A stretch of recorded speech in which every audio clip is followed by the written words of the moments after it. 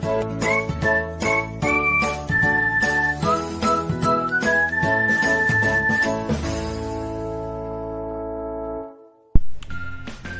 anak-anak ibu semuanya, bertemu lagi dengan Ibu Veronica Sinurat. Nah, apa kabar anak-anak ibu semuanya? Ibu harapkan kalian semua dalam keadaan yang baik-baik saja ya. Nah, materi kita pada pertemuan kali ini yaitu mengenai bentuk aljabar. Ini merupakan materi yang baru untuk kalian. Sebelumnya di SD kalian belum pernah belajar bentuk aljabar. Dan bentuk aljabar ini sendiri, ini akan kalian gunakan sampai kalian ke jenjang yang lebih tinggi lagi. Jadi nanti di kelas 8, kelas 9, bahkan nanti di SMA kalian akan sering berjumpa dengan aljabar. Nah, adapun submateri kita pada pertemuan kali ini, yang pertama itu adalah mengenal bentuk aljabar. Dan yang kedua, kita akan masuk ke operasi bentuk aljabar, yaitu penjumlahan dan pengurangan bentuk aljabar. Jadi bentuk aljabar ini ada operasinya ya. Jadi ada operasi penjumlahan, pengurangan, perkalian, dan juga ada pembagian seperti operasi-operasi bilangan bulat lainnya. Oke? Nah, untuk lebih paham lagi, kamu perhatikan, kamu simak materi yang Ibu jelaskan pada pertemuan kali ini. Oke, pertama kita akan belajar mengenal bentuk aljabar. Nah, apa itu sebenarnya bentuk aljabar? Kamu perhatikan percakapan berikut ini ya. Untuk lebih mengenal bentuk aljabar, mari kita mengikuti pembahasan berikut. Nah, suatu ketika terjadi percakapan antara Pak Thohir dan Pak Erik. Mereka berdua baru saja membeli buku di suatu toko grosir. Pak Eri bertanya, Pak Thohir, kelihatannya beli buku tulis banyak sekali. Kemudian Pak Thohir menjawab, iya Pak, ini pesanan dari sekolah saya. Saya beli 2 kardus dan 3 buku. Maksudnya 2 kardus di sini adalah 2 kardus buku ya, dan 3 buku. Pak Eri beli apa saja? Kemudian Pak Eri menjawab, saya hanya beli 5 buku Pak. Buku ini untuk anak saya yang kelas 7 SMP. Nah, dari percakapan antara Pak Erik dan Pak Thohir di sini mereka menggunakan 2 satuan. Yang pertama, satuan kardus. Nah, jadi di sini Pak Thohir membeli 2 kardus buku. Dan kita tidak tahu isi setiap kardus itu berapa. Oke. Kemudian Pak Erik menggunakan satuan buku. Jadi kita sudah tahu pasti berapa buku yang dibeli oleh Pak Erik. Nah, dari percakapan Pak Erik dan Pak Thohir tersebut, kita bisa membuat suatu skema atau tabel seperti ini. Nah, tadi pembelinya ada 2, yaitu Pak Thohir dan Pak Erik. Di mana Pak Thohir di sini membeli 2 kardus buku dan 3 buku ya. Jadi beli 2 kardus dan 3 buku. Jadi ada 2 kardus buku dan 3 buah buku. Sementara Pak Erik membeli 5 buah buku. Ini buku yang dibeli oleh Pak Erik. Nah, kamu perhatikan di sini. Di sini ada 2 kardus buku. Nah, sudah tahukah kita berapa banyak buku yang berada di dalam setiap kardus? Dengan catatan di sini setiap kardus itu memiliki isi yang sama ya, jumlah bukunya sama. Tapi kita tidak tahu berapa isi buku di dalam setiap kardus itu. Nah, bentuk aljabarnya di sini adalah 2x tambah 3. Nah, 2x. Kenapa 2x? X di sini melambangkan kardus ini. Karena ada 2 kardus berarti 2x ditambah 3, yaitu ada 3 buku. Kemudian untuk Pak Erik adalah 5 buku, 5. Nah, X di sini artinya apa? Artinya banyak buku yang berada di setiap kardus. Karena kita belum tahu berapa, makanya sehingga kita lambangkan atau kita simbolkan dengan X. Di mana X di sini itu adalah mewakili sembarang bilangan. Jadi sembarang bilangan ini maksudnya bilangannya itu bisa berapa saja, bisa 5, bisa 10, bisa 20 dan juga lain-lain ya. Untuk menyatakan banyak buku dalam kardus. Jadi X di sini menyatakan banyak buku dalam kardus. Nah, inilah yang dinamakan dengan bentuk aljabar. Oke, dari percakapan Pak Thohir dan Pak Erik tadi kita dapat bentuk aljabar yaitu 2x tambah 3, di mana tadi x di sini merupakan banyak buku dalam setiap kardus. Nah, karena kardusnya ada 2 sehingga di sini ada 2. Jadi kalau ada 3 kardus berarti 3x ya. Nah, jadi nilai X ini adalah sembarang bilangan. Maksudnya apa? Itu bisa bilangan apa saja. Jadi kita misalkan ada X itu adalah 10, artinya satu kardus itu berisi 10 buku. Nah, maka jumlah buku yang dibeli oleh Pak Thohir itu adalah 2x tambah 3. Nah, 2x di sini ini artinya 2 dikali X ya. Jadi 2x itu artinya 2 dikali X tambah 3 sama dengan 2 dikali 10. Nah, kalau biasanya kan kalian kalau kali itu kan seperti ini. 2 kali 10 misalnya kan biasanya kalian buat 2 kali 10. Nah, untuk SMP ini, untuk jenjang yang lebih tinggi lagi, tanda kali itu biasa menggunakan tanda titik seperti ini, 2x atau 2 kali 10, atau bisa juga dalam kurung, 2 dalam kurung 10. Nah, ini juga artinya adalah 2 dikali 10. Jadi tidak selamanya menggunakan tanda kali ya. Jadi ini artinya 2 kali 10 tambah 3 sama dengan, kita kalikan dulu, 2 kali 10 20, 20 tambah 3 atau sama dengan 23. Atau dengan ilustrasi, tadi Pak Erik membeli 2 kardus buku ya, 2 kardus. Ini ada 2 kardus. Nah, jika setiap kardus memiliki 10 buku, 10 buku ya, 1, 2, 3, 4, 5, 6, 7, 8, 9, 10. Nah, dan juga 3 buku, maka banyak buku yang dibeli oleh Pak Thohir seluruhnya itu adalah, ini tadi ada 10 buku, ditambah ini juga 10 buku, ditambah 3 buku, maka itu sama dengan 23 buku. Oke? Itu dia jika nilai X-nya 10 atau isi kardus itu ada 10 buku. Oke. Yang selanjutnya kita coba jika X-nya itu adalah 18. Artinya jika isi setiap kardus itu adalah 18, maka banyak buku yang dibeli oleh Pak Thohir itu adalah 2x tambah 3 sama dengan x-nya 18, berarti menjadi 2 dikali 18 tambah 3. 2 kali 18 36, 36 tambah 3 sama dengan 39 buku. Nah, sekarang kita perhatikan jika dengan ilustrasi, dengan gambar. Benar atau tidak hasilnya 39 ya. Jadi ada 2 kardus buku, setiap kardus itu berisi 18. Ya. Ini juga kardus yang satunya lagi juga 18.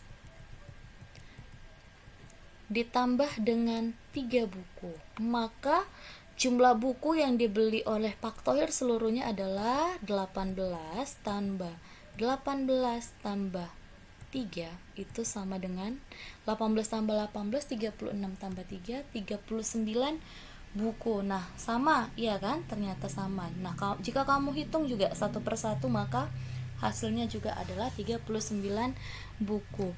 Jadi, nilai pada bentuk aljabar di atas bergantung pada nilai X. Jadi, nilainya ini, 39 ini tergantung pada nilai X-nya. Jadi, seandainya jika X-nya itu sama dengan 20. Jika X-nya sama dengan 20, berarti banyak bukunya menjadi 2 dikali 20 tambah 3 atau sama dengan 40 tambah 3 sama dengan 43. Nah, begitu juga jika X-nya 50, X-nya 100. Selain contoh sebelumnya, ada banyak masalah di kehidupan kita sehari-hari yang berhubungan dengan bentuk aljabar. Contoh yang lainnya itu seperti ini. Adi memiliki permen 5 lebih banyak dari permen Edi. Artinya di sini adalah permen si Adi itu lebih banyak 5 buah dari permen si Edi. Jadi misalkan Jika banyaknya permen edi itu kita nyatakan dengan X, maka banyaknya permen adi itu adalah X tambah 5. Nah, ini adalah bentuk aljabarnya. Jadi misalkan di sini, jadi kalau misalkan permen edi itu ada 10, maka permen adi berapa? Jadi 10 tambah 5, yaitu 15. Jadi banyak permen adi itu tergantung dari banyak permen edi, ya. Jadi kalau permen edi X, berarti banyak permen adi itu berapa? Ya X tambah 5. Begitu dia. Oke, jadi dari contoh-contoh itu bisa kita simpulkan bahwa bentuk aljabar merupakan suatu bentuk matematika yang penyajiannya memuat huruf-huruf untuk mewakili bilangan yang belum diketahui. Jadi dia ada gabungan antara angka dan juga huruf. Huruf itu bisa saja A, B, C, D dan seterusnya sampai Z. Jadi untuk mewakili bilangan yang belum diketahui. Jadi misalkan seperti ini. Kalau dulu waktu SD misalkan begini ya, ada pertanyaan 5 sebuah bilangan jika ditambahkan dengan 10 maka hasilnya ada 15. Jadi sebuah bilangan, kita belum tahu bilangan itu berapa.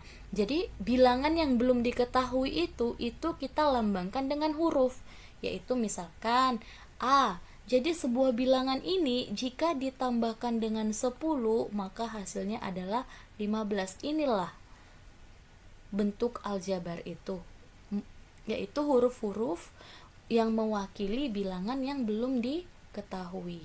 Kalau dulu kalian biasa pakai kotak-kotak, ya kan, kalau masih SD. Tapi sekarang ya bilangan yang belum diketahui itu dilambangkan dengan huruf. Nah, jadi untuk beberapa kejadian sehari-hari banyak yang dapat dinyatakan dalam bentuk aljabar ya. Misalnya tadi jumlah harga ketika membeli beberapa barang. Ya, misalkan kamu beli 5 barang, 5 pensil misalnya dengan harga 7.500, berapa harga satu pensil? Jadi satu pensil itu biasa disimbolkan dengan huruf kecil, huruf-huruf ya. Banyaknya penggunaan listrik selama 1 bulan, banyaknya pelanggan suatu toko, perhitungan ongkos produksi pabrik dan sebagainya. Jadi ada banyak ya. Ada beberapa unsur-unsur dalam bentuk aljabar yang akan sering kamu dengar saat kamu mempelajari aljabar. Yang pertama itu adalah variabel, koefisien, dan konstanta. Ini untuk variabel, koefisien, dan konstanta ini harus kamu pahami ya, karena ini akan terus kamu gunakan sampai kamu ke jenjang yang lebih tinggi lagi atau sampai kamu mungkin ke SMA atau kuliah nanti. Nah, apa itu variabel? Apa itu koefisien? Apa itu konstanta? Variabel itu atau biasa juga disebut dengan peubah adalah lambang yang menggantikan suatu bilangan yang belum diketahui nilainya dengan jelas, yang biasanya dinyatakan dengan huruf kecil. Jadi variabel itu biasa ditulis dengan menggunakan huruf kecil. Ya seperti X, Y, A, B, M, N, X kuadrat, Y kuadrat, X, Y, dan sebagainya. Oke.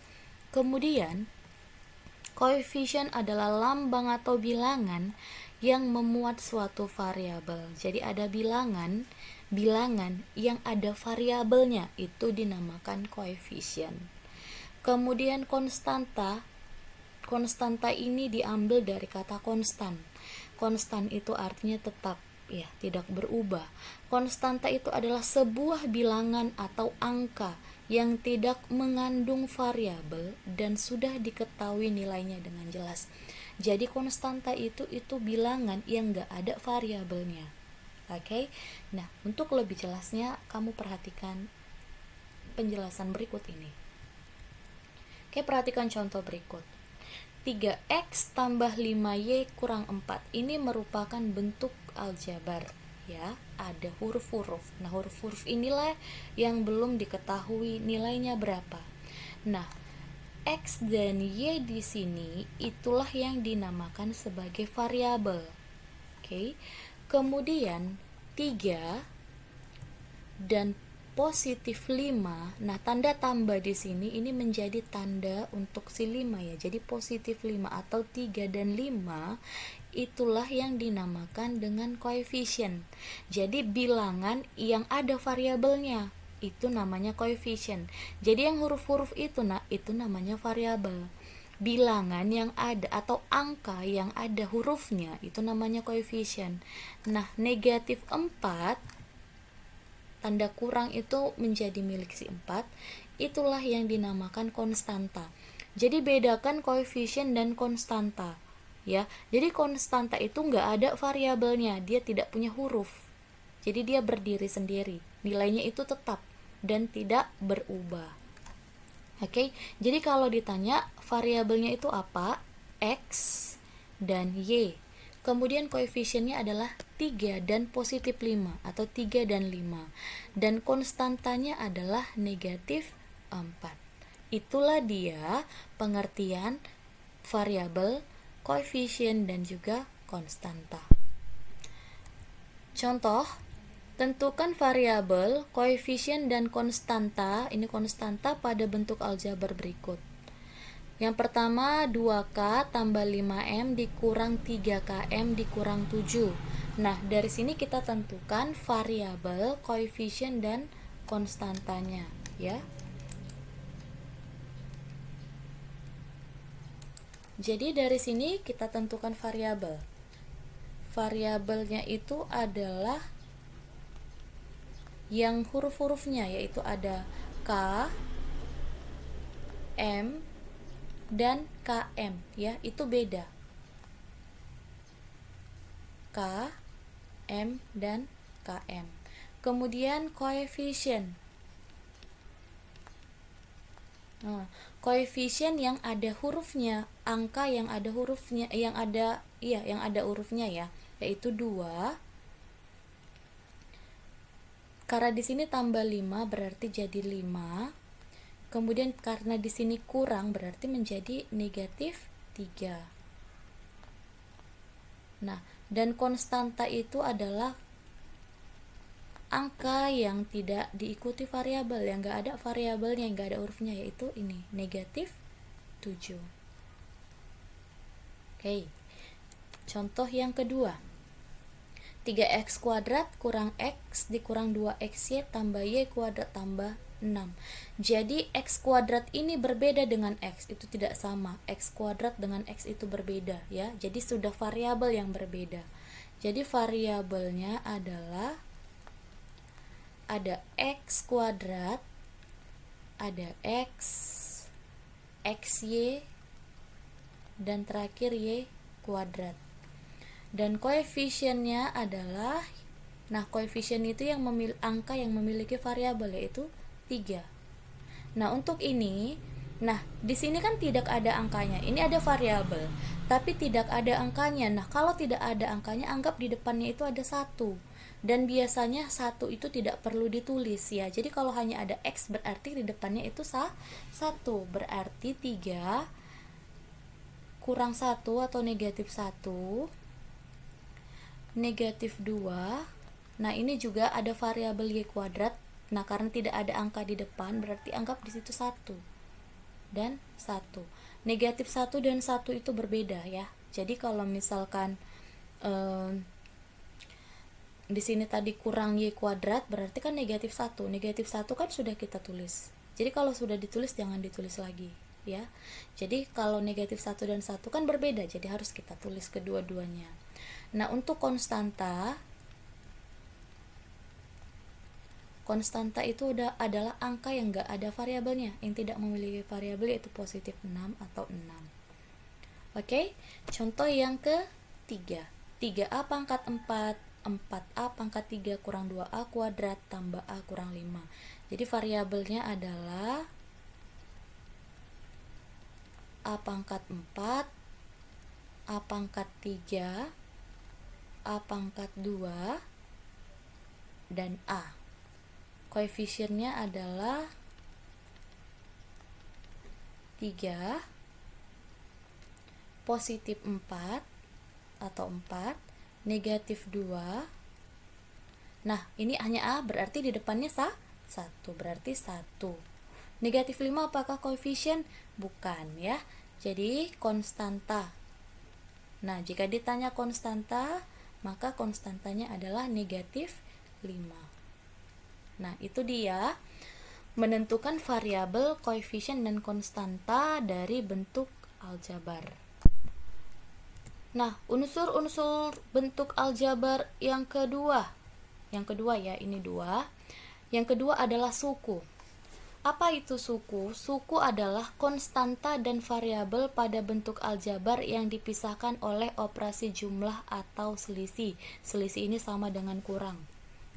Jadi di sini ada bentuk aljabar 2x tambah 3. Yang mana di sini dinamakan suku? Suku itu adalah konstanta dan variabel. Nah, ini dinamakan dengan suku, dan 3 juga sebagai suku. Jadi ada berapa suku dia? Ada 1, 2. Jadi bentuk aljabar ini memiliki 2 suku.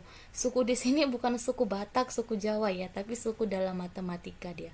Ya, ini adalah sukunya. Jadi dipisahkan oleh operasi jumlah atau selisih. Nah, ini dipisahkan operasi penjumlahan. Jadi satu suku, ini satu suku, ini satu suku. Jadi ada berapa suku? Ada 2 suku.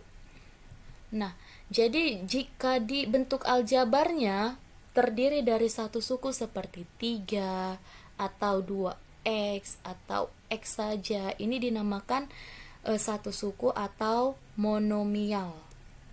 Nah, jika dia terdiri dari 2 suku yang seperti ini, dipisahkan oleh penjumlahan atau selisih ya, 2x tambah 3 ini terdiri dari 1, 2 suku, dinamakan dengan binomial. Nah, ini tadi kenapa satu suku? Karena di sini tidak ada operasi jumlah atau selisih di sini. Tidak ada operasi tambah atau kurang. Ya kan? Nah, kalau dia dipisahkan oleh operasi penjumlahan. Kemudian, jika dia terdiri dari 3 suku, yang mana ini? 1, 2, 3. Itu dinamakan dengan trinomial.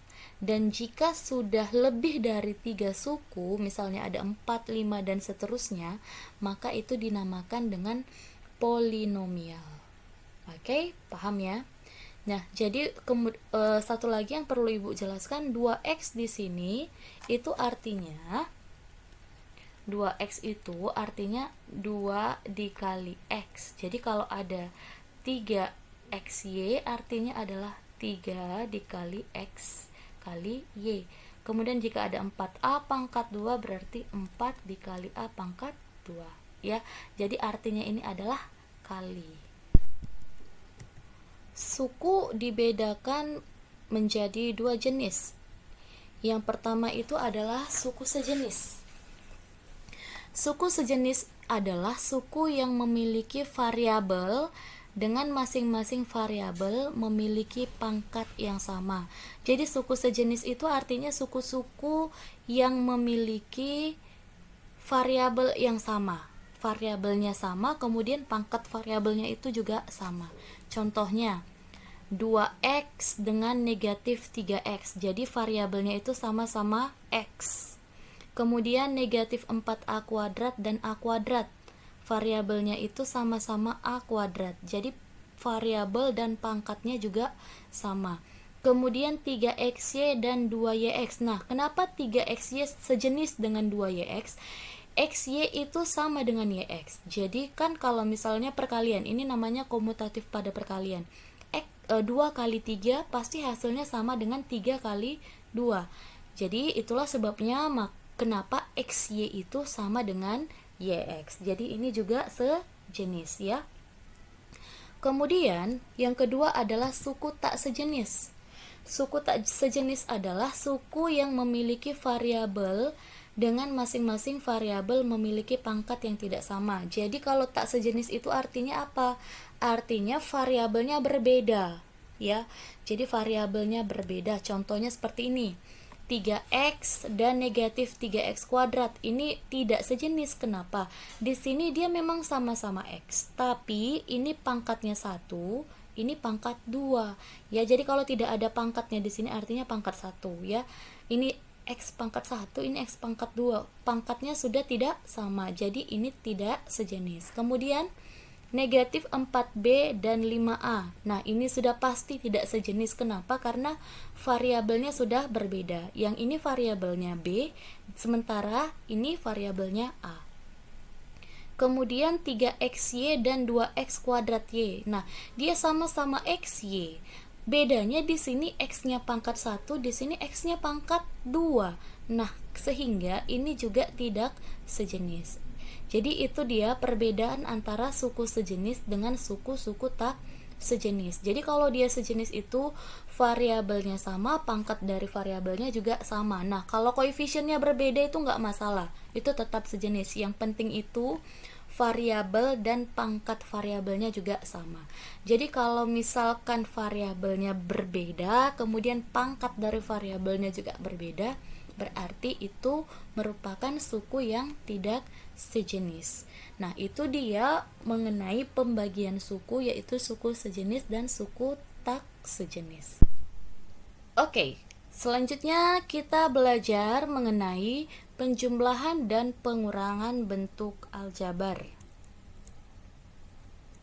Nah, untuk penjumlahan dan pengurangan bentuk aljabar itu ada syaratnya. Jadi, penjumlahan dan pengurangan dua bentuk aljabar hanya dapat dikerjakan pada suku-suku sejenis dengan menjumlahkan atau mengurangkan koefisien pada suku-suku sejenis. Jadi, untuk penjumlahan dan pengurangan dua bentuk aljabar itu bisa dilakukan jika dia suku sejenis. Tadi Ibu sudah jelaskan apa itu suku sejenis. Nah, kemudian jika sukunya sudah sejenis, kita hanya mengurangkan atau menjumlahkan koefisiennya saja. Contohnya, A tambah A. Nah, ini sudah sejenis, sama-sama variabel A. Nah, ingat kalau dia di depannya tidak ada, artinya itu adalah 1. Di depannya ini adalah angka 1. Jadi kalau dia sudah sejenis, kita tinggal menjumlahkan koefisiennya aja. Nah, ini koefisiennya berapa? 1. Ini juga 1, berarti tinggal 1 tambah 1, 2. 2 variabelnya apa? A, jadi 2A. Oke, kemudian yang kedua, A kurang A. Nah, ini juga sudah sejenis, sama-sama variabel A. 1, ini 1. Kita tinggal mengurangkan koefisiennya kan? 1 kurang 1, 0. Ya, kalau 0, 0A kan tidak ada, langsung tulis 0 saja. Variabelnya tidak usah ditulis. Kemudian 2A tambah 4A. Nah, ini sama-sama variabel A, iya kan? Kita tinggal jumlahkan koefisiennya saja. 2 tambah 4 adalah 6. Berarti 6A. Kemudian ini juga 2A kurang 4A, berarti menjadi 2 kurang 4A. 2 kurang 4 negatif 2A. 3X tambah 5Y. Nah, kamu perhatikan ini variabelnya X, ini variabelnya Y.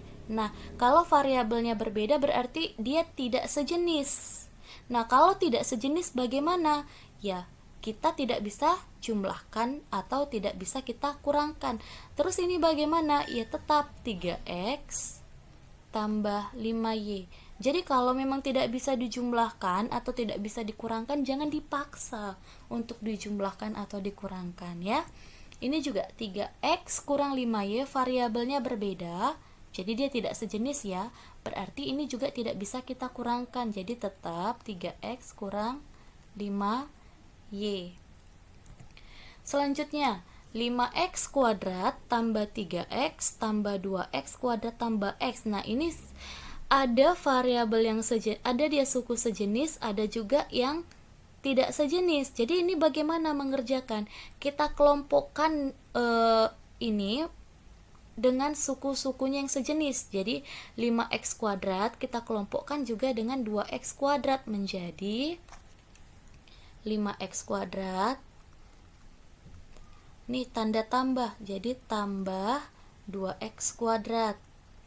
Kemudian tambah 3X tambah X. Jadi yang kita jumlahkan itu yang sejenis.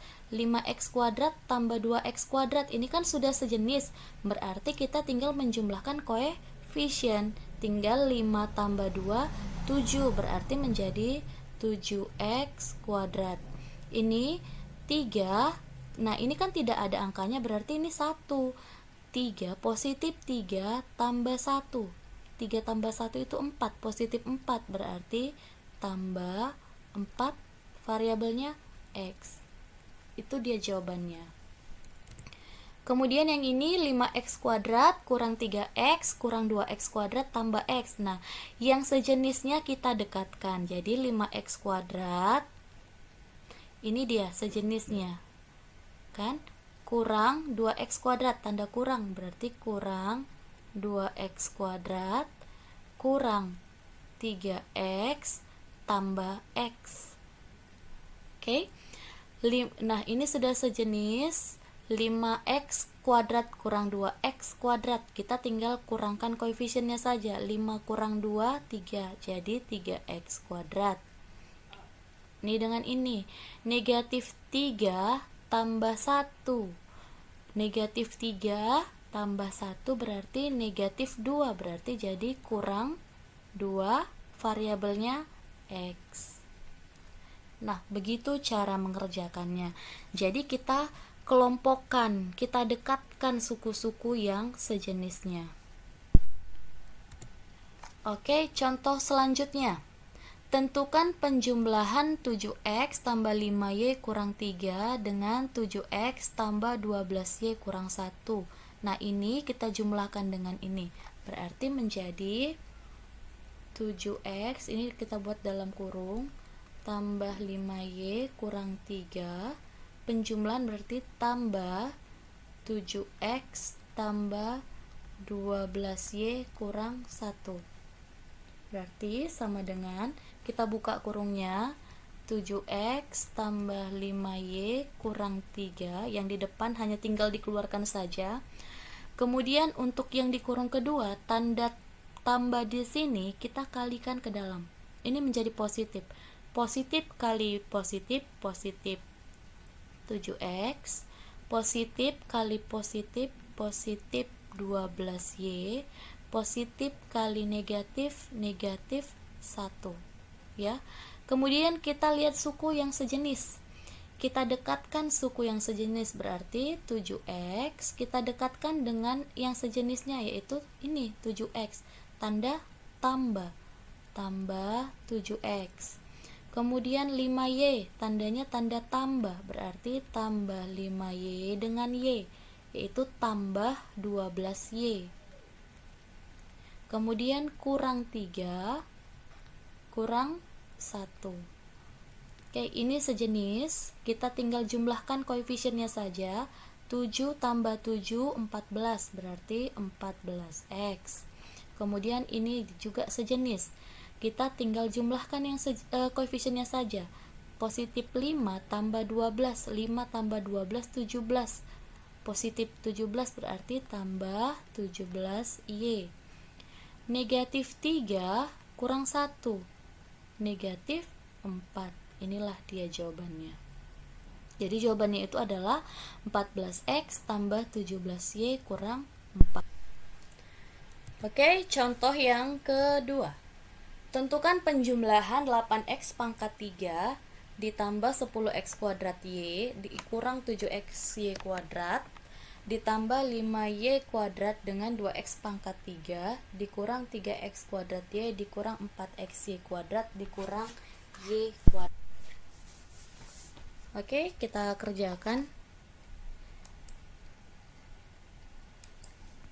Jadi kita buat dalam kurung dulu, 8x pangkat 3 tambah 10x kuadrat y kurang 7x y kuadrat tambah 5y kuadrat tambah, karena diminta penjumlahan ya, 2x pangkat 3 dikurang 3x kuadrat y kurang 4x y kuadrat kurang y kuadrat.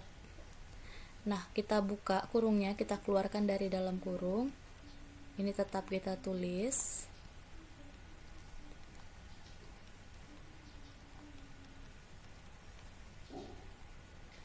Tambah, kita kalikan tanda tambah ini positif ke dalam kurung. Positif kali positif, positif. Positif kali negatif, negatif. positif kali negatif, negatif, positif kali negatif, negatif. Nah, setelah kita keluarkan dari dalam kurung, suku-suku yang sejenis kita dekatkan. Jadi 8x pangkat 3, kita cari mana yang sejenis dengan 8x pangkat 3. X pangkat 3 ini. Berarti kita dekatkan ini ke 8x pangkat 3. Tanda tambah 2x pangkat 3. Kemudian tambah 10x kuadrat y. Kita cari yang sejenis dengan 10x kuadrat y. Berarti ini ya, kurang 3x kuadrat y, kemudian kurang 7x y kuadrat, yang sejenisnya adalah negatif 4x y kuadrat, kemudian tambah 5y kuadrat kurang y kuadrat. Nah, nanti kalau kalian sudah terbiasa dengan mengerjakan ini, kalian tidak akan perlu mendekatkan suku-suku yang sejenis. Jadi langsung gini aja, nanti 8x pangkat 3 cari yang sejenisnya yang mana? Yang ini, berarti 8x pangkat 3 tambah 2x pangkat 3. Karena ini sudah variabelnya sudah sama, tinggal kita jumlahkan koefisiennya 8 tambah 2. Nah gitu dia, jadi nggak harus didekatkan ya, cukup cari yang sejenisnya. Jadi ini biar lebih paham aja dulu, baru nanti kalau sudah paham langsung tadi seperti yang ibu katakan tadi juga nggak apa-apa, nggak boleh ya. Ini sudah sejenis, 8 tambah 2 10, berarti 10x pangkat 3. Kemudian ini juga sejenis, x kuadrat y, kita tinggal kerjakan, jumlahkan koefisiennya 10, positif 10 kurang 3. 10 kurang 3 itu 7, positif ya, jadi tambah 7x kuadrat y. Kemudian ini dengan ini, negatif 7 kurang 4, utang 7 utang 4 berarti jadi utang 11, jadi negatif 11xy kuadrat. Kemudian ini karena tidak ada koefisiennya berarti di sini 1. 5 kurang 1 4, positif 4y kuadrat. Nah inilah dia hasilnya. Oke, kita masuk ke contoh pengurangan. Tentukan pengurangan 7x tambah 5y kurang 3 oleh 7x tambah 12y kurang 1. Jadi kita buat dalam kurung lagi, 7x tambah 5y kurang 3 kurang 7x tambah 12y kurang 1. Ini pengurangan oleh ya. Nah kita keluarkan dari dalam kurung, 7x tambah 5y kurang 3, tanda kurang kita kalikan, negatif, ini anggap negatif, negatif kali positif, negatif 7x, negatif kali positif, negatif 12y, negatif kali negatif positif 1. Nah itu kenapa ibu selalu mengingatkan kalian untuk mengalihkan tanda yang di luar kurung ke dalam. Nah karena untuk kalau dia tadi di sini penjumlahan, mungkin tanda yang di dalam kurungnya ini tetap, tapi kalau dia pengurangan, jika setelah kalian kalikan ke dalam, dia tandanya berubah seperti ini. Di sini kan tadi positif, setelah dikalikan jadi negatif, ini tadi tambah jadi kurang, kurang jadi tambah. Jadi jangan lupa untuk mengalihkan tanda yang ada di luar kurung ke dalam. Nah karena nanti kalau kamu salah tanda saja, maka nanti hasilnya ke bawah itu akan salah. Nah setelah itu kita dekatkan yang sejenis ya, 7x ini dikurang 7x tambah 5y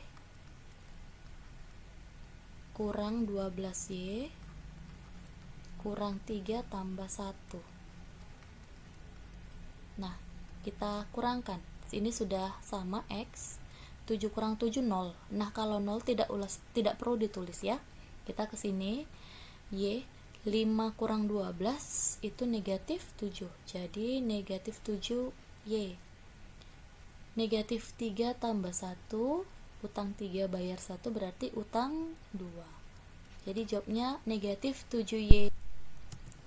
Oke, contoh yang kedua, Kurangkan 7M tambah 5N tambah 4 dari 2M tambah 3N kurang 6. Jadi bedakan dia soalnya jika 7M tambah 5N tambah oleh dengan dari. Kurangkan oleh dengan kurangkan dari. Jadi kalau dia di sini kurangkan dari, dia posisinya dibalik. Yang 2M tambah 3N ini di depan. Dikurang 7M tambah 5N tambah 4. Ini dia pengurangan dari ini dikurangkan dari sini. Jadi 2M tambah 3N kurang 6 itu di depan, kurang yang 7M tambah 5N tambah 4 itu di belakang. Oke. Nah, kalau dia kurangkan di sini oleh, dia tetap ya. Kalau dia oleh tetap ini yang di depan, ini di belakang. Tapi kalau dari ini yang di depan, ini yang di belakang. Oke, kita buka kurungnya. 2M tambah 3N kurang 6. Tanda kurang kalikan ke dalam. Negatif kali positif, negatif. Negatif kali positif, negatif. Negatif kali positif, negatif. Sudah? Sama dengan kita dekatkan yang sejenis. Jadi 2M kurang 7M tambah 3N kurang 5N kurang 6 kurang 4. Oke, ini sejenis, jadi tinggal kita kurangkan koefisiennya. 2 kurang 7 negatif 5, jadi negatif 5M. 3 kurang 5 negatif 2, jadi negatif 2N. Negatif 6 kurang 4 negatif 10. Itu dia jawabannya. Nah, contoh yang terakhir. Nah, ini merupakan aplikasi dari bentuk aljabar itu pada bangun datarnya. Jadi soal-soal seperti ini nih sering keluar jika nanti kamu UN ya. Sebuah segitiga memiliki ukuran panjang sisi terpanjang 5x tambah 3 cm dan panjang sisi terpendek 4x kurang 3 cm. Jika panjang sisi yang lain adalah x tambah 6, maka tentukan keliling segitiga tersebut. Nah, jadi untuk lebih mudahnya, karena di sini dikatakan segitiga, kita gambarkanlah segitiga. Segitiga sembarang saja ya. Oke. Panjang sisi terpanjangnya adalah 5x tambah 3. Sisi terpanjangnya adalah ini. Maka ini adalah 5x tambah 3 cm. Sisi terpendek 4x kurang 3. Kita anggap ini sisi terpendeknya.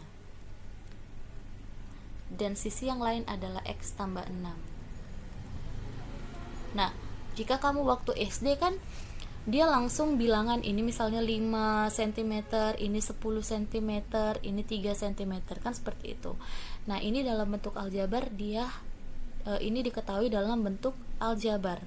Dan yang ditanyakan itu adalah keliling segitiga. Rumus dari keliling segitiga itu adalah, kalau keliling itu adalah kita menjumlahkan semua sisinya. Jadi misalkan ini sisi A, ini B, ini C, maka keliling itu adalah A tambah B tambah C. Kita jumlahkan semua sisinya. Jadi untuk menentukan kelilingnya adalah A-nya 4x kurang 3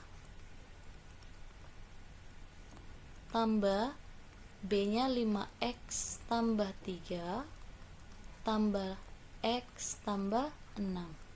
Nah, kita buka kurungnya, kita keluarkan dari dalam kurung 4x kurang 3. Kalau di sini tanda tambah, yang di dalam kurung ini nggak berpengaruh, jadi tetap tambah 5x tambah 3, ini tambah x tambah 6.